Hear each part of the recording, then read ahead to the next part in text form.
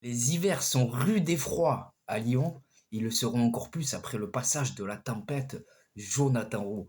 Bonjour à vous, camarades marseillais, camarades marseillaises. J'espère que vous allez bien. On se retrouve aujourd'hui pour une nouvelle vidéo dans ma chambre. Désolé les gars, on voit mon lit derrière. Il est fait, donc vous inquiétez pas. Donc on se retrouve aujourd'hui les amis pour défendre Mehdi Benassia, victime d'une campagne de dénigrement incroyable de la part des médias, de la part des consultants, de la part d'anciens arbitres, bref, tout le monde veut se farcir Mehdi Benassia et à travers cette vidéo, on va essayer de le soutenir et on va par la même occasion soutenir notre club, l'Olympique de Marseille, parce que concernant les erreurs d'arbitrage, on a un historique qui est long comme le bras, les gars. Avant qu'on attaque, pensez à liker cette vidéo, pensez à vous abonner si ce n'est pas encore fait, et surtout en commentaire, les amis. Je compte sur vous et votre objectivité. Dites-moi si vous trouvez que l'OM se fait avoir par l'arbitrage depuis trop longtemps. Bon, avant de parler de l'erreur d'arbitrage, on va faire le mini débrief. Le débrief de cet Olympico, je l'ai fait en live très tardivement, mais on va revenir dessus quelques secondes. Alors, sur ce match, il y a énormément de choses à dire. On est passé par toutes nos émotions. Les gars, Balerdi qui prend ce carton rouge au bout de 5 minutes de jeu, même pas. Le contenu de notre match qui était catastrophique, où on a subi, concédé énormément d'occasions, avec notamment Gennaro Rulli qui nous sort ce penalty juste avant la mi-temps et qui permet à l'OM de rester en vie. Et cette deuxième mi-temps, complètement folle, but de Lyon, Roberto De Zerbi qui te fait rentrer Ulysse Garcia, qui te fait rentrer Paul Lirola, deux joueurs qui seront décisifs et qui marqueront même au Groupama Stadium. Et ensuite, pour conclure, on a Jonathan Rowe qui vient mystifier Lucas Perry à la 95e minute alors que Ryan Cherki venait de marquer. Je ne sais pas si on se rend compte du scénario totalement dingue qu'on a vécu dimanche soir, les gars. Mais vraiment, quand Cherki y met ce but, pour moi, c'est fini. Pour moi, c'est fini. Ça y est, match nul, on s'en sort bien, on prend un point inespéré parce qu'on n'aura pas été bon, parce qu'on aura joué à 10. Et tu as Jonathan Rowe qui slalom, qui part en solitaire et qui mystifie Lucas Perry avec cette frappe imparable. Donc cette victoire, c'est une victoire qui va compter pour la suite de la saison, les gars. Elle va compter. Parce que Nice, c'était un test, mais on jouait à la maison. Lyon, c'était un autre test, mais au niveau du caractère, de l'état d'esprit. Tu vois, c'était un test pour nos joueurs. Soit ils étaient prêts à aller à la guerre, soit ils n'étaient pas encore prêts. Et hier, ils nous ont montré qu'ils étaient totalement prêts. Nous vient maintenant cet énorme fait de jeu. L'expulsion de Leonardo Balerdi. Alors dans un premier temps, Leonardo Balerdi, je tiens à le souligner, il est totalement stupide de commettre la première faute au bout de 4 secondes de jeu. Il n'avait pas besoin de faire cet attentat à ce moment-là du match sur Corentin Tolisso, dans cette zone-là du terrain, surtout qu'il n'y avait pas de danger derrière. Donc moi, là où j'en veux à Balerdi, c'est de prendre ce premier carton jaune stupidement, parce qu'on sait comment ça se passe au Groupama Stadium. On le sait que ça siffle plus facilement qu'ailleurs. Donc Balerdi, il est bête, stupide pour la première faute. Le deuxième jaune, il est totalement sévère et il est totalement immérité parce que comme on peut le voir, c'est la Casette qui vient s'entourer et s'enrouler à Leonardo Balerdi, qui lui fait genre une prise de judo et qui le fait tomber par la même occasion. Donc l'arbitre se trompe. Ok, Monsieur Benoît Bastien se trompe une nouvelle fois. Il veut expulser Leonardo Balerdi. Mais pourquoi la VAR n'intervient pas? Pourquoi la VAR n'intervient pas pour montrer les images au départ de l'action et cet accrochage avec la Casette? Moi, j'en veux à la VAR surtout. L'arbitre, il peut pas tout voir sur un terrain. Mais la VAR, elle est censée voir ce que l'arbitre ne voit pas. Alors pourquoi nous n'avons pas remis les images à Monsieur Bastien? Donc, moi, l'intervention de Mehdi Benassia, je l'entends, je la comprends, je la soutiens et je le soutiens lui aussi par la même occasion. Parce que la semaine dernière, c'était Cornelius. Cette semaine, c'était Balerdi. La semaine prochaine, ça sera qui? Quand on a nos ambitions, on n'a pas le droit d'être victime d'erreurs d'arbitrage, tout simplement. Voilà. En France, ce qui me dégoûte, tu as le droit de critiquer un président, tu as le droit de critiquer un directeur sportif, tu as le droit de critiquer les joueurs, tu as le droit de critiquer le staff, tu as le droit de critiquer tout le monde, mais tu n'as pas le droit de critiquer les arbitres. Pourquoi? Pourquoi nous n'avons pas le droit de critiquer les arbitres? Pourquoi Mehdi Benassia, qui a dit ce que nous pensions tout haut, pourquoi il va se faire sanctionner parce qu'il dit la vérité? Parce que les arbitres français sont totalement nuls à chier? Est-ce que nous sommes des menteurs supporters marseillais quand on dit que les arbitres français ne sont pas des arbitres internationaux? Les arbitres français ne sont pas au niveau. C'est aussi simple que ça. Vous voulez des clubs qui concurrencent le Paris Saint-Germain, qui viennent concurrencer le Paris Saint-Germain. Mais pour concurrencer le Paris Saint-Germain, il faut avoir un arbitrage neutre. Donc venez pas nous tomber dessus quand on veut jouer à armes égales. On ne demande pas d'être favorisé par l'arbitrage, on demande d'avoir un arbitrage juste, équitable. C'est tout ce qu'on demande. C'est tout ce qu'on demande. Parce que l'historique, il est long à Marseille. L'historique, il est long. Il y en a marre de passer pour des bons seigneurs et ne rien dire à chaque fois.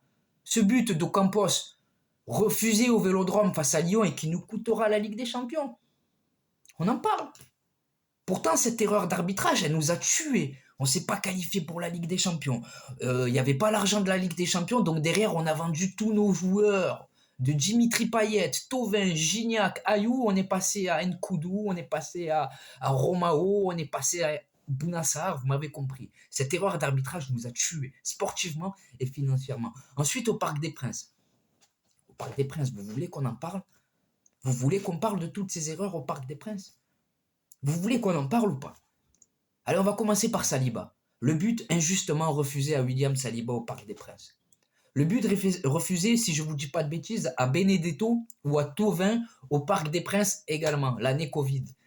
Cette expulsion de Pape Gueye pour une faute totalement imaginaire. On en parle? Est-ce que vous voulez qu'on en parle? Cette erreur d'arbitrage à Lens aussi pour un hors-jeu quasiment inexistant sous Tudor. Et on peut encore et encore. Donc l'intervention de Mehdi Benassia, je la soutiens et je le soutiens lui aussi par la même occasion. Parce qu'il y en a marre, les gars. Il y en a marre. En France, tu vas manger au restaurant. Même ce restaurant, tu peux mal le noter sur Google, sur Internet. Et t'as pas le droit de mal noter les arbitres. T'as pas le droit de critiquer les arbitres. Si on veut avoir un championnat fort, il nous faut des arbitres qui sont au niveau. C'est tout. Tu peux pas avoir des arbitres que chaque week-end, ils vont te niquer Brest, ils vont te niquer Montpellier, ils vont te niquer l'OM et encore l'OM. Non, non, non, non, non, non. On peut pas. On peut pas. Donc, soutenons Mehdi Benassia. Et ce qui est intéressant à travers le cas Mehdi Benassia, c'est la solidarité. Les gars, le club, il est solidaire. C'est là que tu vois que la saison d'avant et cette saison, elle n'a rien à voir. La saison dernière, au même moment, on avait des supporters qui voulaient tabasser Longoria, qui voulaient tabasser Marcelino. On avait des joueurs des supporters qui détestaient les joueurs. Il n'y avait aucune solidarité dans le club. Là où, à travers le cas Mehdi Benassia, on voit que tout le monde est uni. Les joueurs avec l'entraîneur et Mehdi Benassia, les supporters qui soutiennent Mehdi Benassia, Pablo Longoria qui soutient Mehdi Benassia. Bref, il y a une alchimie, il y a une solidarité au club qu'on ne voyait pas la saison dernière. Donc moi, je pense que cette année, on peut vivre quelque chose de fort. Voilà. Parce que Mehdi Benassia, en plus, on ne peut pas dire qu'il est venu se plaindre parce qu'on a perdu. Quand il vient à la mi-temps, il y a 0-0. D'accord? Il y a 0-0. Et quand il vient à la fin du match pousser son coup de gueule au micro de Dazen, on a gagné. Donc Mehdi Benassia, c'est pas parce qu'on a perdu qu'il a fait ça. On a gagné, mais voilà. Le message, il est passé. À l'image de Lyon avant, l'OM ne laissera passer aucune erreur d'arbitrage. C'était ça le message. On est là. Et s'il faut aboyer chaque week-end, on le fera. On le fera et on est un club soudé. Vous verrez que s'il faut envoyer la réserve, on le fera. Donc voilà les amis. total soutien à Mehdi Benassia, qui risque d'être sanctionné, et je trouverais ça totalement scandaleux. J'aimerais parler avec vous, les gars, maintenant, l'OM peut-il jouer le titre? L'OM peut-il jouer le titre? Ben écoutez, cette question, elle est un peu... elle arrive un peu tôt, entre guillemets, j'ai envie de vous dire, parce qu'on n'est qu'à la 5e journée de ce championnat, mais c'est sûr qu'il y a des choses qui ne trompent pas, à savoir le mercato. Le mercato où on est allé chercher Roberto De Zerbi, un top coach. L'arrivée de Roberto De Zerbi, elle a fait passer le projet dans une toute autre dimension, et on est allé chercher des joueurs de classe internationale. Je pense à Greenwood, je pense à Pierre-Emile Hojbjerg, je pense à Valentin Carboni qu'on n'a pas encore trop vu. Bref, on est allé chercher vraiment des joueurs euh, déjà à l'état d'esprit irréprochable, des guerriers, mais surtout qui ont renforcé réellement l'équipe. Donc le mercato. L'OM peut-il jouer le titre? Oui, ensuite, pourquoi? Parce que pour l'instant, on ne peut pas dire qu'on soit bon. On a été bon face aux petites équipes, Toulouse, Brest, c'est des équipes qu'on a exterminées. Mais face à Monaco et Nice, face à Lyon et Nice, honnêtement, on ne peut pas dire qu'on ait été bon dans l'utilisation du ballon, qu'on ait été bon dans l'animation offensive ou dans l'animation défensive. Mais malgré tout ça, tu n'es pas bon et tu gagnes. Donc c'est peut-être la chance du champion. On ne sait pas. En tout cas, ça me laisse dire qu'on a encore une énorme marge de progression, qu'on est, comme ils le diront, qu'on est peut-être qu'à 30 ou 40%, et je le pense sincèrement. L'OM peut-il être champion de France? Eh ben, on va regarder le calendrier. On va regarder le calendrier. On va jouer Montpellier, Strasbourg, Angers et le Paris Saint-Germain. Donc il faut arriver à ce match face à Paris, soit avec un minimum de points de retard sur Paris, soit avec un maximum de points d'avance sur Paris au classement. En tout cas, il ne faut pas être trop loin derrière eux. Comme ça, si on gagne, ben, on passerait peut-être devant eux. Bref, ce match il sera décisif. Le calendrier également, l'OM ne joue pas de Coupe d'Europe, les amis. L'OM ne joue pas de Coupe d'Europe. Le format de la Ligue des Champions, il a changé. La phase de poule, maintenant, c'est 8 matchs à domicile, 8 matchs à l'extérieur. Donc, je vois potentiellement Monaco et le Paris Saint-Germain perdre des points en cours de route, parce qu'on sait que la Ligue des Champions, c'est une compétition qui te demande beaucoup d'énergie, qui te demande beaucoup en termes émotionnels, en termes de concentration.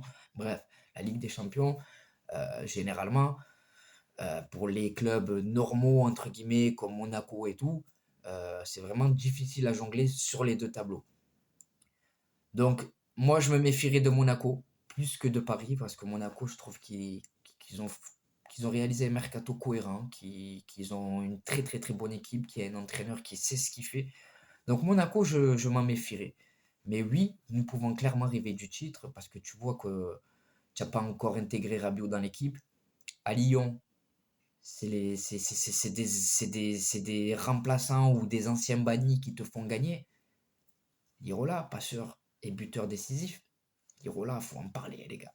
Le match qui sort à Lyon, incroyable. Le calma.